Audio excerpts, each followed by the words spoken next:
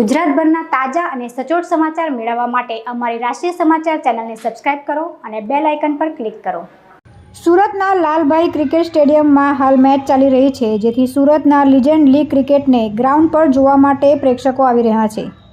એક સમયના સ્ટાર ખેલાડીઓ પણ આ મેચમાં રમી રહ્યા હોવાથી તેમને જોવા માટે લોકોમાં ક્રેઝ હોય તે સ્વાભાવિક છે, પરંતુ સુરક્ષામાં ચૂક જોવા મળી હતી।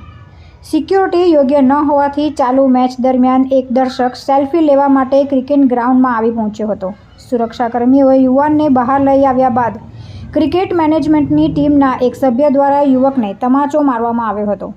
પોતે સુરક્ષા ન કરી શક્યા અને તે ઉજાગર થઈ જતા યુવકનું કવરેજ કરતા ક્રિકેટ મેનેજમેન્ટની ટીમે મીડિયા સાથે પણ ગેરવર્તન કર્યું હતું।